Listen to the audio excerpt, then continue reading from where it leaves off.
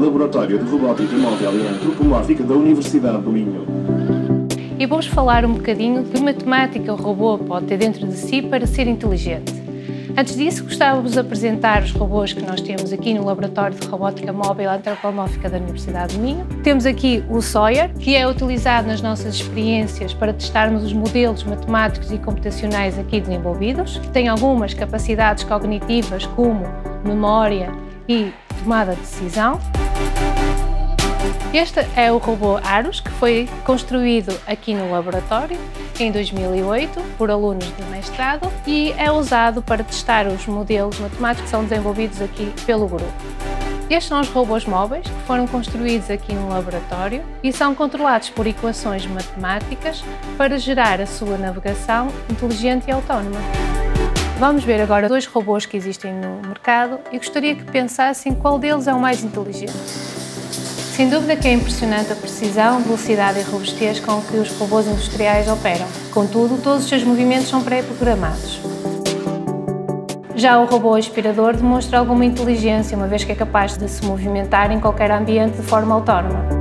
Desta forma, estes robôs se enquadram no grupo de robôs autónomos, porque agem e comportam-se de acordo com a informação sensorial adquirida por eles próprios. Eles são capazes de se movimentarem de forma flexível num ambiente natural. O robô aspirador ajusta a sua navegação de acordo com os obstáculos que vão surgindo. No Laboratório de Robótica Móvel e Antropomórfica da Universidade do Minho também se tem trabalhado no desenvolvimento de robôs móveis autónomos. A navegação dos robôs é gerada por equações matemáticas. Vejamos este exemplo concreto. Pretendemos que o robô navegue em direção de um alvo, desviando-se dos obstáculos. O primeiro passo consiste em escolher as variáveis que possam descrever, estruturar e internamente representar o comportamento. Estas variáveis são chamadas variáveis comportamentais e para cada instante estas variáveis tomam um valor. Neste caso temos três variáveis: o φ, que é a navegação do robô, o psi, alvo, que é a direção que o robô vê o alvo, e o psi, obstáculo, que é a direção que o robô vê o obstáculo. Neste caso, então, as variáveis são três ângulos. O movimento de um robô móvel deve ser controlado de forma a se dirigir em direção ao alvo,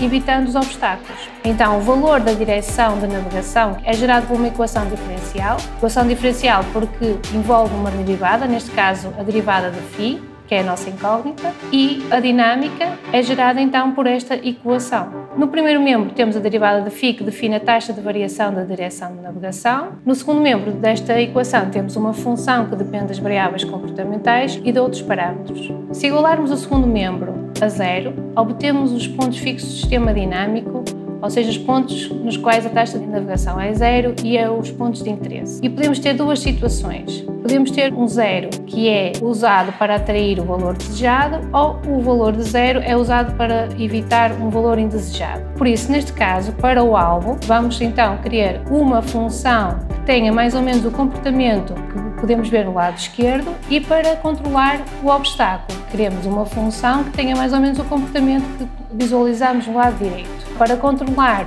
o alvo temos uma função seno, para controlar o obstáculo temos uma função exponencial e a soma destas duas funções obtemos o segundo membro da nossa equação que permite controlar o comportamento global, ou seja, a navegação sem colisões na direção do alvo. Consideremos então duas situações possíveis. Temos o robô encontra à sua frente dois obstáculos e o alvo mais à frente. Como os obstáculos estão suficientemente afastados, a dinâmica resultante é dirigir-se em direção ao alvo. Podemos ver aqui no gráfico a linha preta é a dinâmica resultante e que podemos ver no primeiro zero, temos um zero em que o declive da função é negativo, ou seja, é o atrator, o que corresponde ao alvo. Então, neste caso, o robô vai se dirigir em direção ao alvo. Na segunda situação, os obstáculos não permitem que o robô passe entre eles para atingir o alvo. A dinâmica resultante, que é a linha preta que vemos aqui no gráfico, apresenta o primeiro zero com o declive da função positivo. O zero é um repulsor que vai fazer com que o robô se afaste desta direção, evitando assim os obstáculos que estão à sua frente. vemos os robôs móveis que foram construídos no nosso laboratório a transportar um objeto longo. Eles devem se dirigir para um álbum pré-definido, evitando todos os obstáculos que possam surgir pelo caminho. Como os robôs aspiradores que vimos, eles também são capazes de navegar de forma autónoma e inteligente, mas com um desafio adicional de transportarem um objeto de forma colaborativa. Temos aqui outro exemplo de um robô móvel, um veículo autónomo, controlado pelas mesmas equações e que conduz em direção a um álbum pré-definido, evitando os obstáculos que encontra pelo caminho. Quando estes são operadores humanos, o robô avisa por onde irá passar. Attention, I will rotate through the left. Attention, I will rotate through. Please get out of the way. I cannot get through. Como vimos, o operador humano estava distraído e colocou-se à frente do veículo, mas este foi capaz de parar a tempo e avisar o operador que este estava à sua frente, mostrando assim ter uma navegação segura. Para além de dotar os robôs com uma navegação inteligente, o desafio atual é dotar também os robôs com capacidades cognitivas como autonomia, memória, tomada de decisão, aprendizagem e interação natural com os parceiros humanos. Neste sentido, um dos objetivos do Grupo de Robótica Móvel Antropomórfica da Universidade do Minho consiste em desenvolver modelos matemáticos e computacionais baseados no funcionamento do cérebro de seres inteligentes como nós humanos e os animais, de forma a dotar os robôs com capacidades cognitivas. Não é fácil perceber como funciona o nosso cérebro. No entanto, há estudos na área da neurociência que explicam um pouco os processos que são realizados pelas redes neuronais dos cérebros dos animais ou humanos na formação de memória e aprendizagem e tomada de decisão.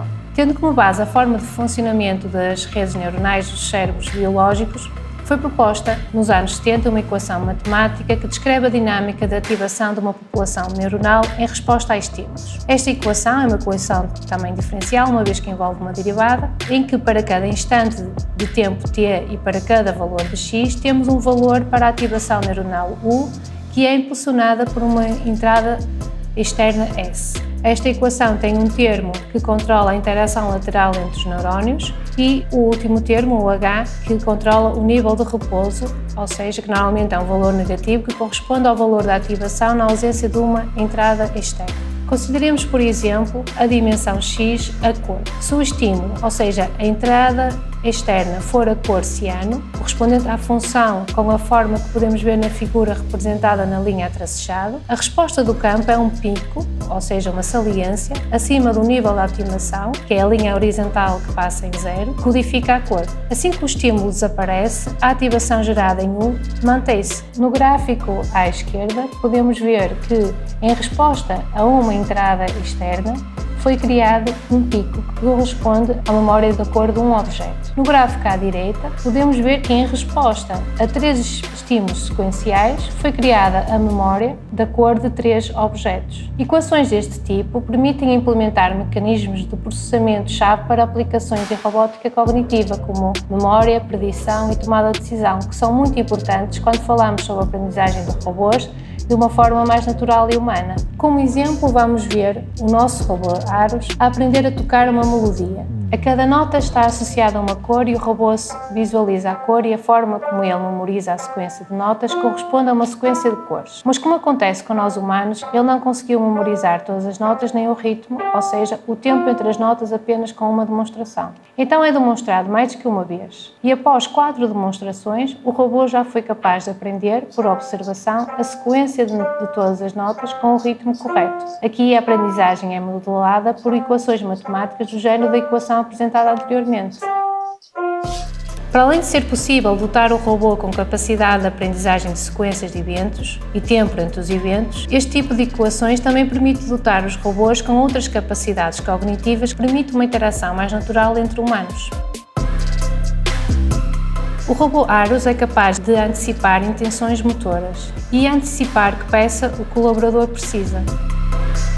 Toma a iniciativa de acordo com a ação seguinte de uma tarefa.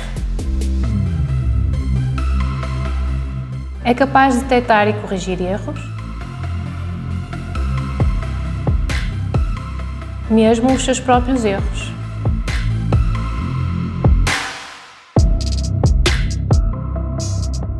E mesmo que o colaborador tente enganar o Aros, este não é facilmente enganado.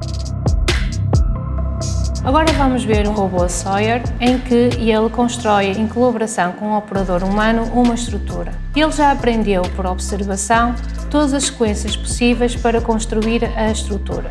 Agora, de acordo com a posição das peças, ele irá tomar a decisão de qual a peça que deve ser introduzida e qual a ação que deve ser tomada para introduzir a peça.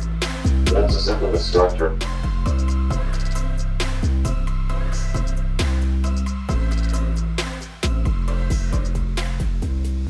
I think I should wrap and plug the yellow thruster. A primeira decisão do robô é ser ele a pegar na peça amarela e colocá-la. I think I should use the pink thruster. A seguir, ele decide pegar na peça cor-de-rosa e passar ao operador para ser ele a colocá-la. E assim sucessivamente, até que toda a estrutura seja montada.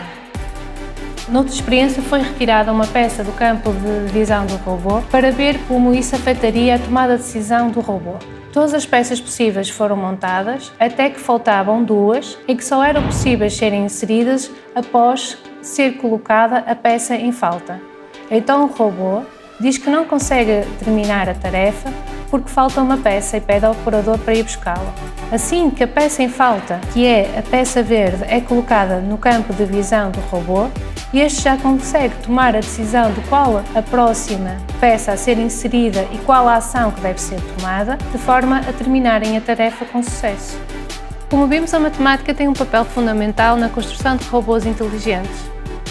Obrigado e espero que tenham gostado.